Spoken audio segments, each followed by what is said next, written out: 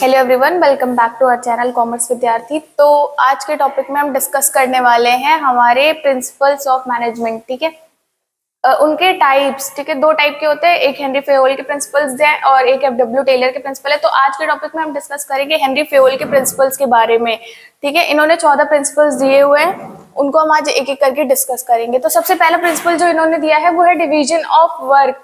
काम को अलग अलग इंडिविजुअल्स में डिवाइड कर दो। यहाँ पे क्या होता है, काम को हर एक इंडिविजुअल में इस तरह से डिवाइड किया जाता है, उनकी स्किल्स के बेसिस पे, उनकी नॉलेज के बेसिस पे हर एक इंडिविजुअल को काम दे दिया जाता है कि भाई आपका काम ये है, आपको ये काम करना है। इससे क्या होता है, ये हमारी इफिशिएंसी को इम्प्रूव करता है, क्योंकि जिस इंसान को जो काम आता है हम उसको वही काम दे रहे हैं। और काम जब बटा हुआ रहता है या एक इंसान के ऊपर बर्डन डाल देंगे तो इससे क्या होता है, इनएफिशिएंसी होती है। ठीक है, तो हमने जब काम को ही डिवाइड कर दिया अलग अलग पार्ट्स में, मतलब अलग अलग इंडिविजुअल में, तो इससे क्या हो गया, हमारा काम आसान हो गया। ठीक है, it refers to dividing the work into different individuals. अलग अलग इंडिविजुअल्स में काम को बांट दिया। Fayol recommended that work of all kind must be divided and allocated as per competence, qualification and experience of individual. काम को किस तरह से बांटा, इनका कहना था कि काम को बांट दो अलग अलग इंडिविजुअल में, किस तरीके से, एज पर उनके, जैसे जैसे उनको आप सैलरी प्रोवाइड कर रहे हो या फिर जो भी आप उनको उनके स्किल्स के अकॉर्डिंग, उनके नॉलेज के अकॉर्डिंग सारे काम को अलग अलग इंडिविजुअल को दे दिया जाना चाहिए। ठीक है, according to Fayol, division of work intends to produce more and better work for the same efforts. अब काम जब बढ़ गया है तो जो इंसान जिस काम को करने में माहिर है, सीधी सी बात है, वो काम बहुत अच्छी तरीके से करेगा। इससे क्या होगा, हमारा जो वर्क का फ्लो होगा बहुत स्मूथ होगा। ठीक है, specialisation is the most efficient way to use human efforts.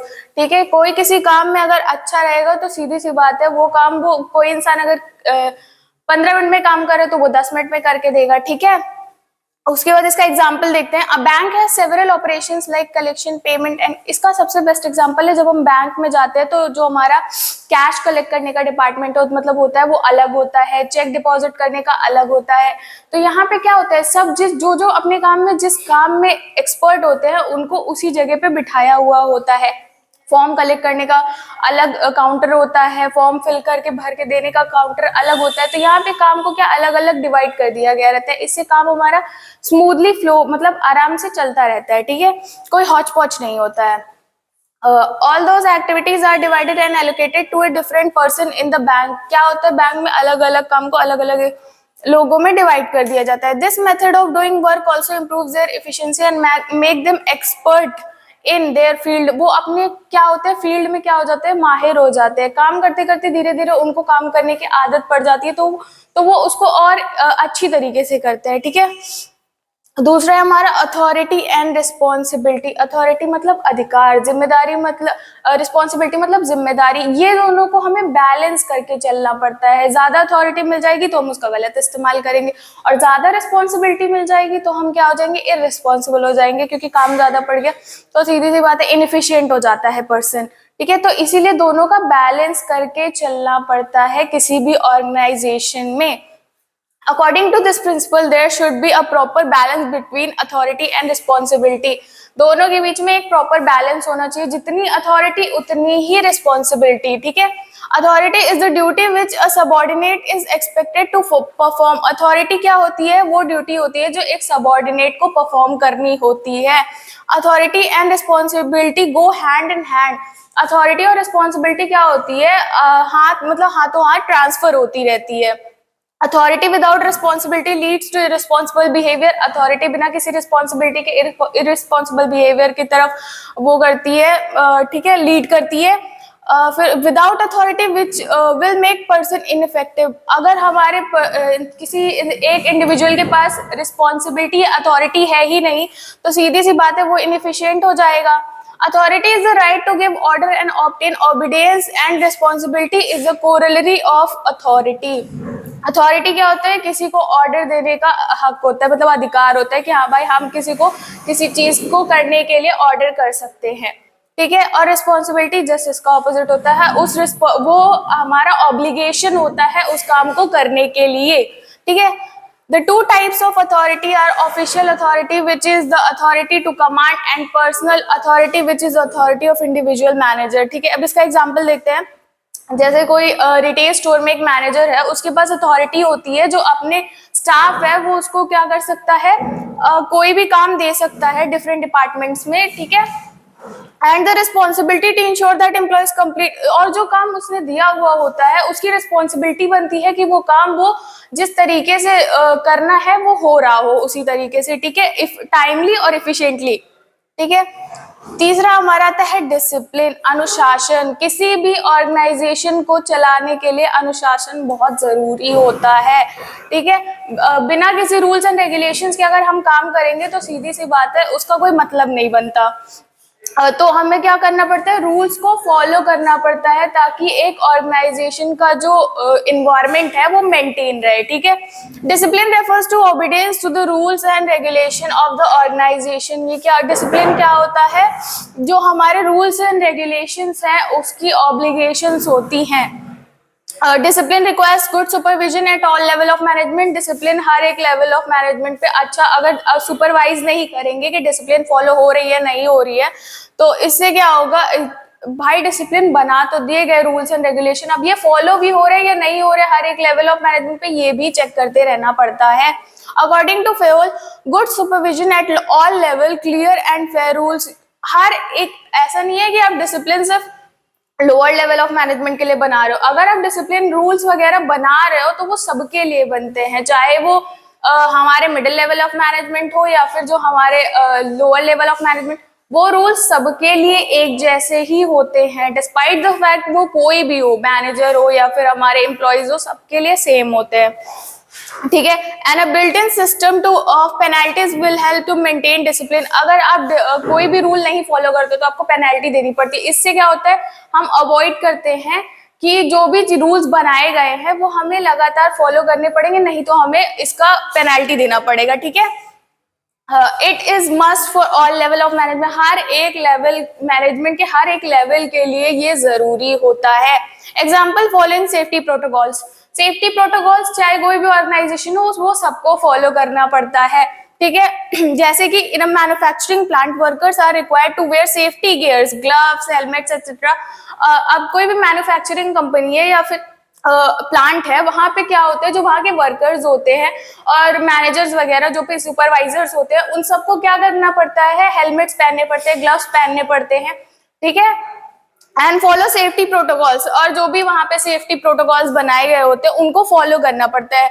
Strict adherence to these rules ensures the safety of all workers and minimise work place accident. ये जो हमारे रूल्स बनाए गए हैं इसको फॉलो करने से क्या होता है, एक्सीडेंट से थोड़ा हम क्या करते हैं, मिनिमाइज कर देता है, ठीक है। अब जब हम सारे सेफ्टी प्रोटोकॉल्स फॉलो करेंगे तो एक्सीडेंट के चांसेस बहुत कम रहते हैं, अब रहते तो है बट बहुत कम हो जाते हैं इसकी वजह से, क्योंकि हमारे पास सेफ्टी अप्लायंसेस है।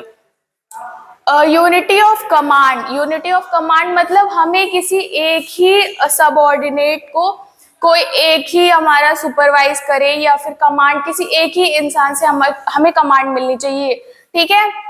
According to this principle, each subordinate should receive order and be accountable to only one superior. किसी भी subordinate को कोई एक ही सुपीरियर कमांड दे सकता है। अब भाई एक से ज्यादा अगर सुपीरियर उसको कमांड देंगे तो वो क्या हो जाएगा, कंफ्यूज हो जाएगा। एक ही काम को करने के लिए बार, मतलब वो कहीं जा रहा है कुछ काम करने, कोई और बोल दे रहा है भाई नहीं ये काम नहीं तुम ये काम करो, तो वहां पे क्या हो जाएगा, कंफ्यूजन क्रिएट हो जाएगी। तो इसीलिए इन्होंने कहा कि कोई भी एक सबऑर्डिनेट है उसको एक ही सुपीरियर एक टाइम पे कमांड दे सकता है, ठीक है। If an employee gets order from two superiors at the same time, then the principle of unity of command is violated. यहाँ पे अगर एक जो हमारा सबऑर्डिनेट है उसको दो सुपीरियर्स ऑर्डर दे रहे हैं तो हमारी जो यूनिटी ऑफ कमांड है वो यहाँ पे वॉयलेट हो रही है, ठीक है। एक इंसान को एक ही मतलब उससे एक ही हमारे मैनेजर से कमांड मिलेगा या सुपीरियर से कमांड मिलेगा, तभी वो उसको सही से फॉलो कर पाएगा, ठीक है। And he will find it very difficult to decide who he has to obey first. अब दो सुपीरियर्स ऑर्डर दे रहे हैं तो जो हमारा एम्प्लॉय या इंडिविजुअल है वो कंफ्यूज हो जाएगा कि सबसे पहले मुझे किसके कमांड को फॉलो करना चाहिए, ठीक है। Example, in a restaurant a chef should only take orders from the head chef and not from multiple managers। जो हमारे रेस्टोरेंट्स होते हैं उसमें जो हमारे शेफ होते हैं उनको ऑर्डर देने का सिर्फ और सिर्फ अधिकार किसको होता है? जो हमारे हेड शेफ होते हैं वो सिर्फ हेड शेफ को ही फॉलो करता है। ये नहीं कि मैनेजर्स आके बोल रहे हैं आप ये काम करो, आप वो काम करो, नहीं, उनका सिर्फ एक ही कमांड देने वाला होता है, वो होता है हेड शेफ, ठीक है। This ensures clear communication and reduces confusion in the kitchen. इसकी वजह से क्या होता है भाई, एक इंसान से कमांड मिल रहा है तो उसी को ओबे करना है उसे, ठीक है। तो यहाँ पे कंफ्यूजन्स नहीं क्रिएट होती हैं। उसके बाद आते हैं हमारे यूनिटी ऑफ डायरेक्शन। किसी एक प्रोजेक्ट या किसी भी काम को करने के लिए सिर्फ उसको एक हेड के अंडर काम करना है, ठीक है। जैसे कि according to this principle all the activities should be carried under the direction of one head. एक प्रोजेक्ट का एक ही हेड होना चाहिए, ठीक है। And there should be effective coordination in all the activities. और जो भी हमारी एक्टिविटीज उस पर्टिकुलर प्रोजेक्ट के अंदर हो रही है वो क्या होनी चाहिए, उसके अंदर इफेक्टिव कोऑर्डिनेशन होनी चाहिए, अच्छा खासा तालमेल होना चाहिए, ठीक है। This principle ensure unity of action and avoids unnecessary duplication of work. ये क्या इंश्योर करता है, जो हमारा काम हो रहा हो उस वो एक अलाइनमेंट में हो रहा हो, ठीक है। जिससे क्या होता है कि भाई अब जिसको जो काम दिया गया वो वही करेगा, कोई और इंसान उसका काम नहीं कर रहा होगा, तो यहाँ डुप्लीकेशन ऑफ वर्क अवॉइड होता है, ठीक है, unnecessary. A marketing campaign for a new project should be manage by one project manager.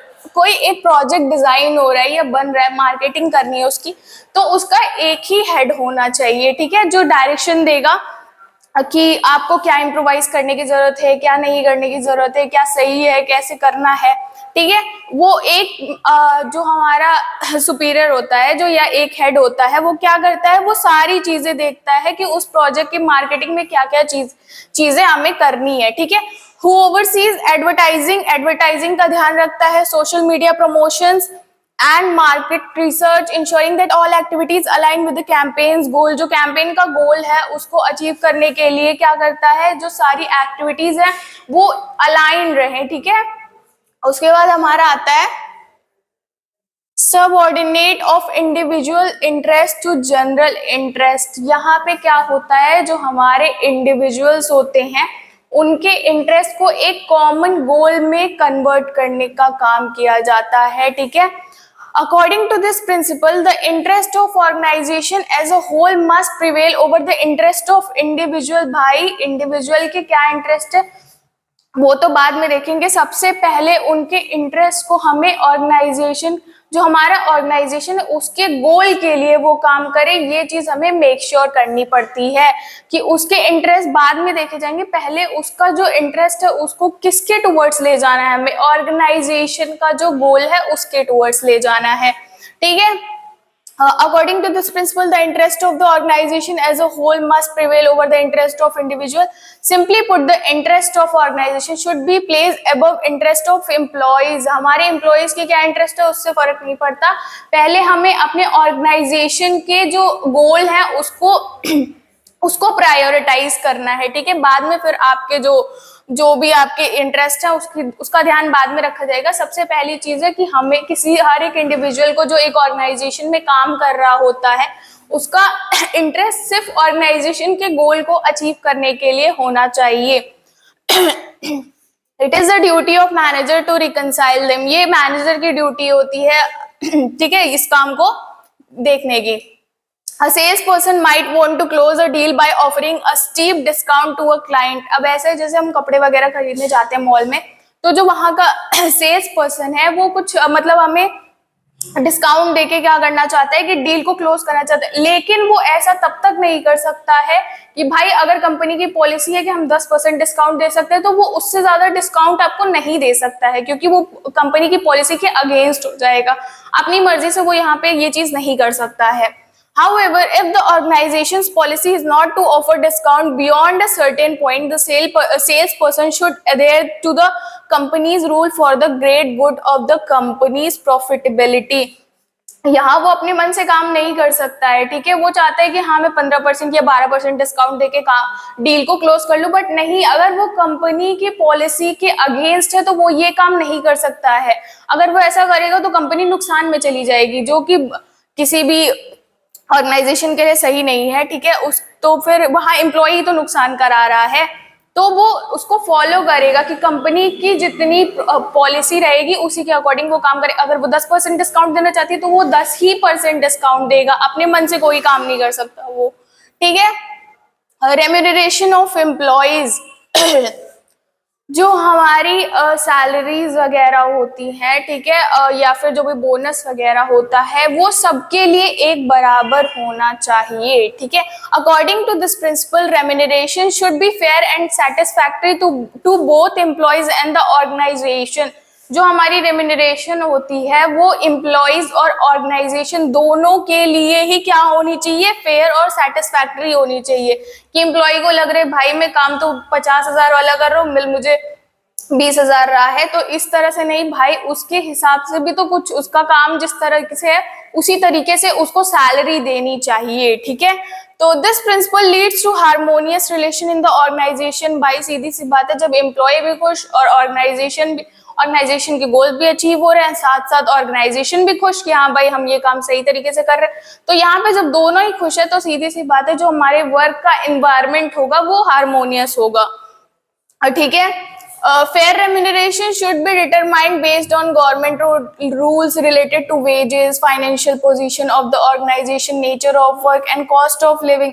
ये जो remuneration है वो किस पे बेस होता है, गवर्नमेंट के रूल्स पे।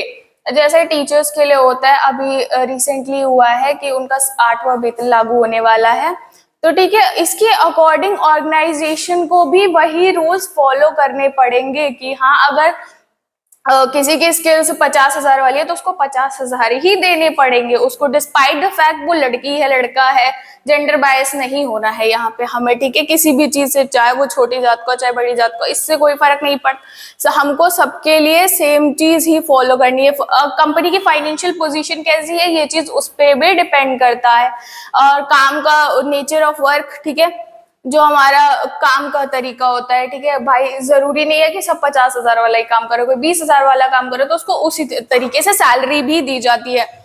एंड कॉस्ट ऑफ लिविंग, आजकल तो महंगाई इतनी बढ़ गई है कि जो है हमें लिविंग, सबसे पहले तो रहने के लिए जो तक खर्चा लगता है उसी हिसाब से सैलरी भी सोचते हैं हम कि हाँ भाई की कॉस्ट ज्यादा है तो सीधी सी बात है हम सैलरी भी सोचेंगे हमारी अच्छी हो, ठीक है। इन सब चीजों पे वो डिपेंड करता है, ठीक है, हमारी remuneration. For example, if an organization earns higher profit, then it should share some of its parts with the employees in the form of bonus। अगर कोई भी ऑर्गेनाइजेशन प्रॉफिट अर्न कर रही है तो उस प्रॉफिट को क्या करेगी, बोनस के फॉर्म में अपने एम्प्लॉयज में देगी, ठीक है। हमारा अगला प्रिंसिपल हम डिस्कस करने वाले हैं वो है सेंट्रलाइजेशन एंड डिसेंट्रलाइजेशन। सेंट्रलाइजेशन का मतलब होता है पावर किसी एक के हाथ में होती है, और डिसेंट्रलाइजेशन क्या होता है, वही पावर अलग अलग डिपार्टमेंट्स में या फिर लेवल्स में डिवाइड कर दी जाती है, ठीक है। According to this principle there should be a proper balance between centralisation and decentralisation. अगर पावर किसी एक के हाथ में रहेगी तो बहुत उसमें क्या होता है ना, फिर अनफेयरनेस आ जाती है। इसीलिए क्या करते हैं, पावर को जहां जरूरत है वही सेंट्रलाइज करते हैं, ठीक है, जहां जरूरत है वहां डिसेंट्रलाइज भी किया जा सकता है। तो दोनों के बीच में क्या होना चाहिए, प्रॉपर बैलेंस होना चाहिए, ठीक है। The degree of centralisation and decentralisation depends on various factor. जो हमारे सेंट्रलाइजेशन और डिसेंट्रलाइजेशन है वो बहुत सारे फैक्टर्स पे डिपेंड करता है, और वो फैक्टर्स क्या क्या है, एक्सपीरियंस ऑफ द एम्प्लॉय के एक्सपीरियंस पे डिपेंड करता है कि हाँ भाई पावर इसी एक के हाथ में रखनी है या फिर अलग अलग लोगों को देनी है। एबिलिटी ऑफ सबऑर्डिनेट्स की एबिलिटी पे डिपेंड करता है। साइज ऑफ द ऑर्गेनाइजेशन के साइज पे डिपेंड करता है कि हमें पावर सेंट्रलाइज रखनी है या डिसेंट्रलाइज करनी है, ठीक है। उसके बाद आता है हमारा और भी चीजें जो भी होती है। Too much centralisation leads to loss of control of top management. यहाँ पे अगर जो है पावर कुछ ज्यादा ही किसी को दे दी जाएगी तो हमारा जो टॉप लेवल मैनेजमेंट है वो बहुत ज्यादा सुपीरियर हो जाएगा, ठीक है, जो कि बहुत गलत चीज है। इसीलिए क्या करते हैं, प्लान करने का काम किसका होता है, गोल्स को सेट करने का काम किसका होता है, टॉप लेवल ऑफ मतलब जो हमारे सबसे ऊपर होता है टॉप लेवल ऑफ मैनेजमेंट, ठीक है। मिडिल लेवल का क्या होता है, उस सारे गोल्स को इम्प्लीमेंट कराना अपने। तो लोअर लेवल ऑफ मैनेजमेंट का काम क्या होता है, सुपरविजन करना। तो इस हिसाब से जो हमारी पावर्स है वो अलग अलग डिपार्टमेंट्स में या फिर लेवल्स में डिवाइड हो गई हैं, ठीक है। अब पावर जैसे किसी सिर्फ टॉप मैनेजमेंट के पास हो, उसको सारे काम सारे डिसीजंस लेने का राइट हो, तो फिर यहाँ पे दिक्कत होती है, ठीक है। Therefore, an optimum balance should be maintained according to the needs of the organization. Organization के need के according हमें centralization और decentralization करनी पड़ती है. जैसे example देखते हैं, authority to take vital decision must be given to the top level of management. यहाँ पे क्या होता है, गोल्स को सेट करने का काम किसका होता है, सिर्फ और सिर्फ टॉप लेवल ऑफ मैनेजमेंट. ये काम सिर्फ और सिर्फ हमारे सीईओ सीएफओ कर सकते हैं, ठीक है. और जो मिडिल लेवल की अथॉरिटी होती है वो क्या होती है, ये सारे प्लान्स को इम्प्लीमेंट करना, ठीक है. और जो हमारे लोअर लेवल का काम क्या होता है, इन सारे कामों का सुपरविजन करना, ठीक है. तो यहाँ पे क्या हो गया, एक बैलेंस मेंटेन होके चल रहा है, ठीक है. इसके बाद आते हैं जो हमारा है अगला, स्कालर चेन.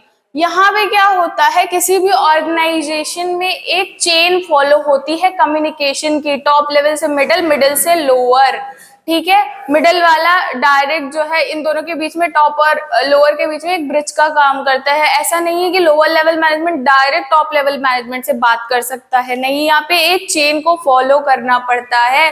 जैसे कि टॉप वाला मिडिल को बोलेगा, मिडिल वाला फिर लोअर लेवल पे बोलेगा, ठीक है.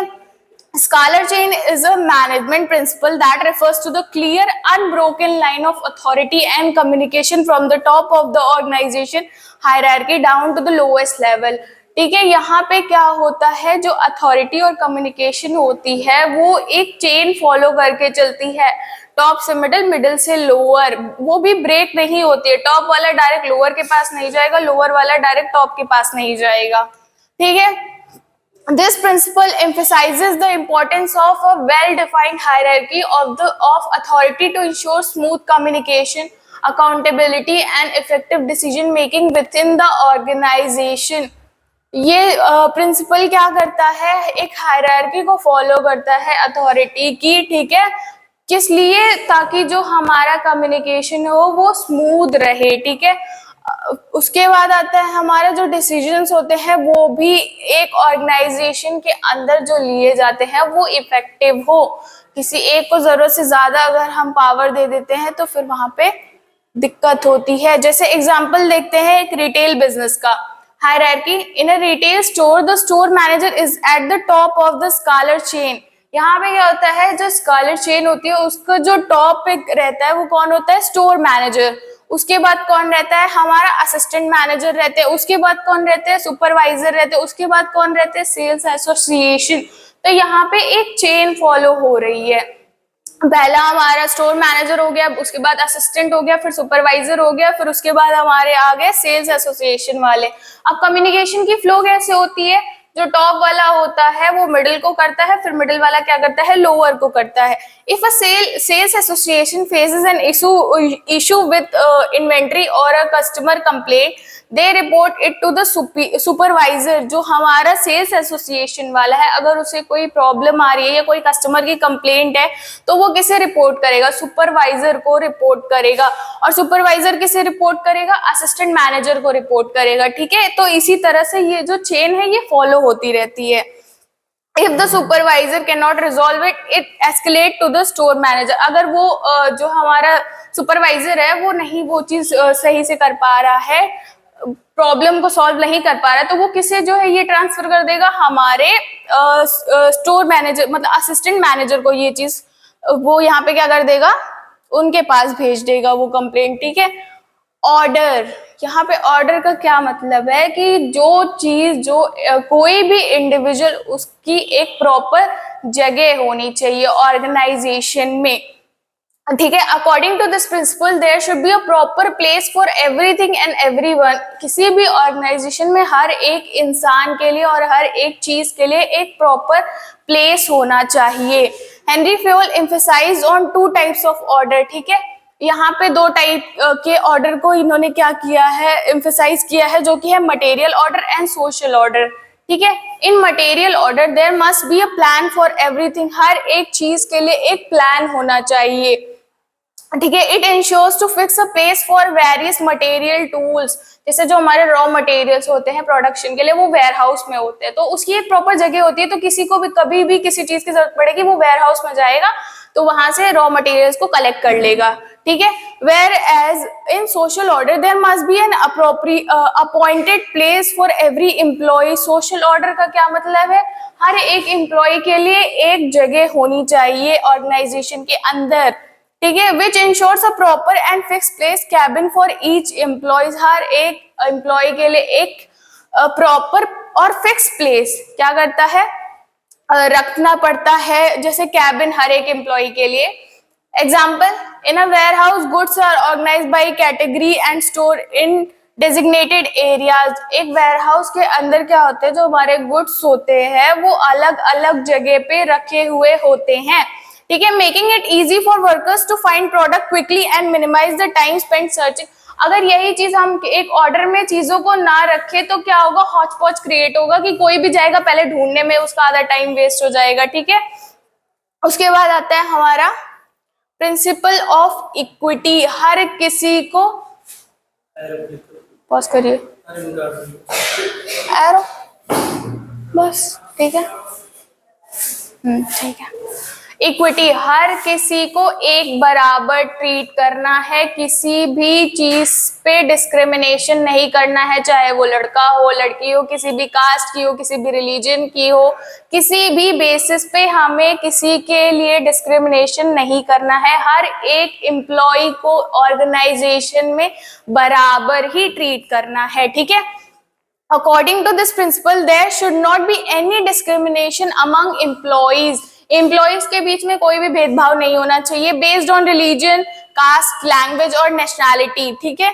Equity ensures coordinated relationship between superior and subordinate. ये क्या करता है, इक्विटी की हेल्प से जो हमारे सबऑर्डिनेट्स होते हैं और सुपीरियर्स होते हैं उनके बीच में एक कोऑर्डिनेशन बना रहता है, ठीक है, ये मेक श्योर करता है। Improve satisfaction and motivation of the employees. ये क्या करता है, जो एम्प्लॉइज हैं उनकी सेटिस्फैक्शन और जो हमारी मोटिवेशंस है उसको क्या करता है, बूस्ट करके रखता है, ठीक है। Creating relationship between managers and employees. Manager और एम्प्लॉयज के बीच में एक रिलेशनशिप मेंटेन करके रखता है। जैसे भी मैनेजर है हमारे, उनके पास पावर होती है तो वो सोचेंगे मैं क्यों जाके अपने सबऑर्डिनेट से बात करूं, ऐसा नहीं होता है, सबको साथ में लेके चलना पड़ता है। Example, a manager treats all team members equally by offering equal opportunities for training and advancement. जो हमारे ऑर्गेनाइजेशन में मैनेजर होता है वो हर एक एम्प्लॉय को बराबर की अपॉर्चुनिटी प्रोवाइड करता है ट्रेनिंग के लिए और एडवांसमेंट के लिए। Ensuring no favouritism is shown to any employees based on their background और स्टेटस। मैनेजर का काम क्या होता है, हर एक को एक बराबर ट्रीट करना। ऐसा नहीं है कि भाई तुम ज्यादा अमीर हो तो तुम्हें ज्यादा वीआईपी ट्रीटमेंट मिलेगी, ऐसा कुछ नहीं होता। हर एक इंसान को बराबर ही ट्रीट किया जाता है एक ऑर्गेनाइजेशन के अंदर, ठीक है, ताकि हमारी ऑर्गेनाइजेशन का जो एनवायरनमेंट है वो हार्मोनियस रहे, ठीक है। बराबरी से दूर रखोगे तभी काम चलेगा। उसके बाद आता है स्टेबिलिटी ऑफ पर्सनल। यहाँ पे क्या होता है, एक इंसान को एक फिक्स पोजीशन पे या फिक्स जगह पे फिक्स डिपार्टमेंट में रखना होता है, उनको बार बार मूव नहीं करना चाहिए, ठीक है। Payol said that employees should be kept in their position for a reasonable time to show stability creates a sense of belonging and workers are encouraged to improve their quality of work. यहाँ पे हर एक individual के लिए या इंसान के लिए एक प्रॉपर जगह होनी चाहिए, उसको कुछ पीरियड ऑफ टाइम के लिए उस जगह पे स्टेबल रखना चाहिए। अब बार बार आप किसी की पोजीशन चेंज करते रहोगे तो ना तो वो किसी काम को सही तरीके से कर पाएगा, उससे उसका टाइम भी बहुत ज्यादा खराब होगा, ठीक है, उसकी स्किल्स भी इम्प्रोवाइज नहीं हो पाएंगे, ठीक है। इससे क्या होता है, जब एक पर्सन स्टेबल किसी जगह पे रहता है तो वो क्या करता है, उसके काम करने के तरीके को इम्प्रूव करता है, ठीक है। This will increase the efficiency of employees की इफिशियंसी को इम्प्रूव करता है and it will also increase the reputation of the organisation. इसकी वजह से क्या होता है, हमारे जो ऑर्गेनाइजेशन है उसकी रेपुटेशन भी इंक्रीज होती है। नहीं तो हम बाहर जाके बोलेंगे अरे भाई हमारे ऑर्गेनाइजेशन में तो ऐसा होता है, एक दिन हमें इस डिपार्टमेंट प्रोडक्शन डिपार्टमेंट में रख दिया, अगले दिन हमें सेल्स डिपार्टमेंट में डाल दिया। नहीं, हर एक इंसान की एक जगह होती है, उसको वहां पे स्टेबल रखना चाहिए, ठीक है। उसके बाद जैसे अब एग्जांपल देखते हैं, in a family owned retail business The owners ensures that employees have job security by offering long-term contract benefits like healthcare and bonus based on tenure. ठीक है, यहाँ पे एक फैमिली बेस्ड रिटेल स्टोर है जहाँ पे वो अपने एम्प्लॉयज को क्या करते हैं, एक जॉब सिक्योरिटी प्रोवाइड करते हैं। ठीक है, अब जैसे हम किसी का जॉब करने चलते हैं तो आजकल क्या होता है कि पहले ही कंपनी एक कॉन्ट्रैक्ट साइन करा लेती है कि आप हमारे ऑर्गेनाइजेशन में 2 साल काम करेंगे या 3 साल काम करेंगे, उससे पहले आप हमारी कंपनी नहीं छोड़ सकते हैं। ठीक, इसी तरह से यहाँ भी वही चीज रहता है कि जो हमारे ओनर्स होते हैं या फिर वो क्या करते हैं, एक कॉन्ट्रैक्ट प्रोवाइड करते हैं जिससे क्या होता है, एक जॉब सिक्योरिटी हमें रहती है कि हाँ भाई हमें काम से नहीं निकाला जाएगा। बेनिफिट्स लाइक हेल्थ केयर, और उसमें बहुत सारी चीजें इंक्लूडेड रहती हैं जैसे हेल्थ केयर, बोनस, फिर उसके बाद डिपेंड करता है वो काम के ऊपर। ठीक है, employees who have been with the company for many years are recognised and rewarded with additional responsibilities and promotions. जो बहुत लंबे समय से एक कंपनी में काम कर रहे होते हैं उनके लिए और भी क्या करते हैं, रिवॉर्ड्स होते हैं, रिवॉर्ड्स मिलते हैं और जिम्मेदारियां भी उनकी बढ़ती रहती हैं आगे जाके, और प्रमोशन भी होता रहता है। ठीक है, इसके बाद तो अगला प्रिंसिपल जो हम डिस्कस करने वाले हैं वो है इनिशिएटिव। जो हमारे एम्प्लॉयज होते हैं, जो हमारा मैनेजमेंट होता है, वो अगर कोई डिसीजन ले रहा होता है तो वो क्या करता है, अपने एम्प्लॉयज को भी वहां पे इंक्लूड करना चाहिए ताकि वो उसमें ना इनिशिएटिव ले सके, अपने सजेशंस दे सके कि काम को किस तरीके से और बेटर किया जा सकता है। इससे क्या होता है ना कि वो मोटिवेट होते हैं। ठीक है, according to this principle workers should encourage and should be given an opportunity to take initiative in making and executing the plan. किसी भी प्लान के बनने में और उसको एग्जीक्यूट करने में वो इनिशिएटिव ले। ठीक है, आगे आए कि हाँ भाई बताए कि हाँ काम को और किस तरीके से किया जा सकता है। Henry Fayol suggested that employees at all levels should be encouraged to take initiative in work।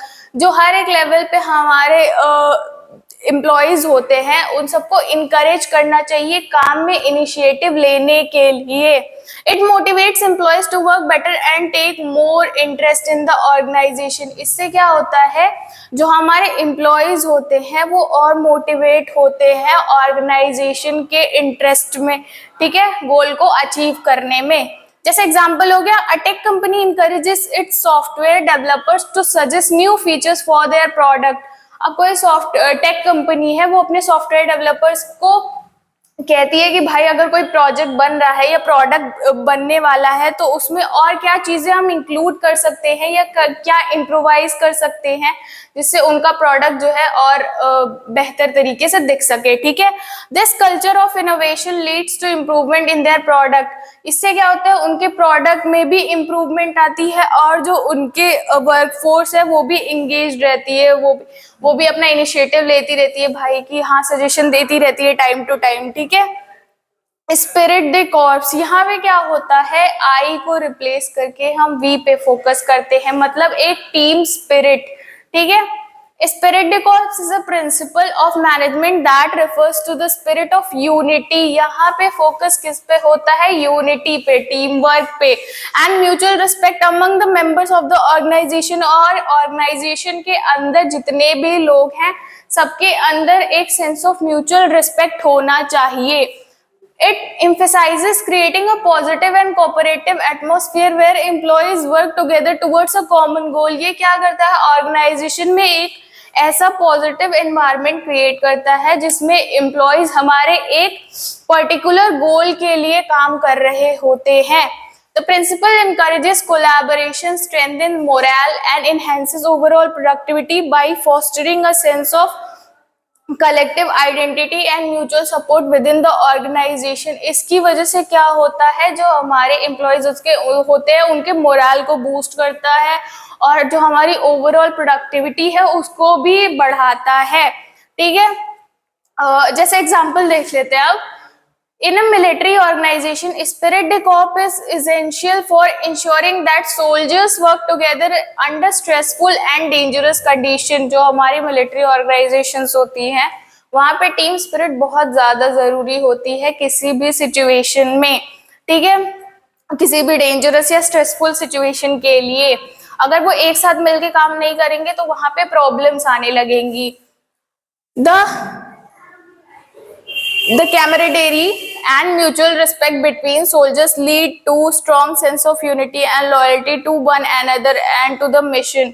जो हमारे कॉमरेड होते हैं वो और उन जो हमारे सोल्जर्स होते हैं उनके बीच की जो म्यूचुअल रिस्पेक्ट होती है उससे क्या होता है, एक strong sense of unity create करती है, ठीक है, और लॉयल्टी एक दूसरे के लिए, ठीक है, और हमारे मिशन के लिए, ठीक है।